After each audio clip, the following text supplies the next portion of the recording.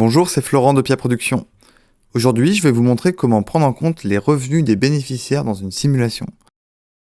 Ça va vous permettre de valoriser les aides dédiées aux plus précaires, comme par exemple les aides de l'ANA et les certificats d'économie d'énergie.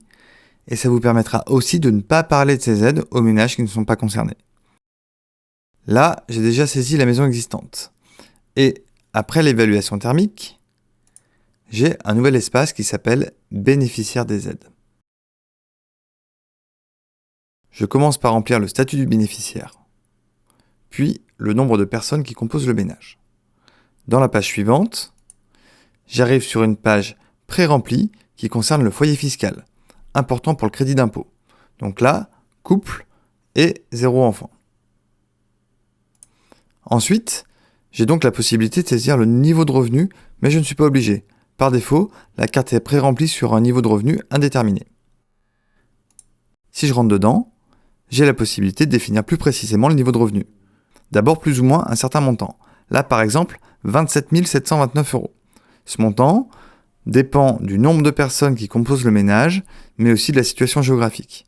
Si le ménage gagne plus, alors c'est simple, il n'est pas éligible aux aides qui concernent la précarité énergétique, mais s'il gagne moins, alors il faut définir plus précisément le niveau de précarité selon l'ANA et les C2E.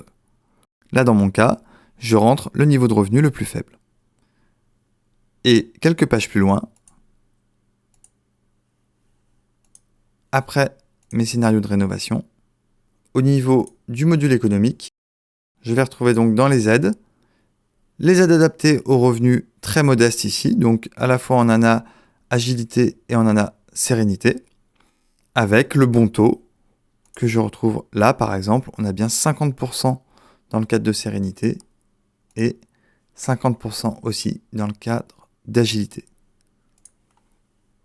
On va retrouver aussi la valorisation au niveau des C2E avec un nombre de kWh Qmac qui a été donc multiplié par 2 par rapport au seuil de précarité. Et donc la prise en compte de ces aides dans un bilan qui, souvent donc pour les plus précaires, ressort très favorable comme par ici un temps de retour sur investissement de 4 ans. J'espère que cette fonctionnalité vous sera utile. N'hésitez pas à nous faire des remarques si vous en avez. Merci de votre attention et à bientôt.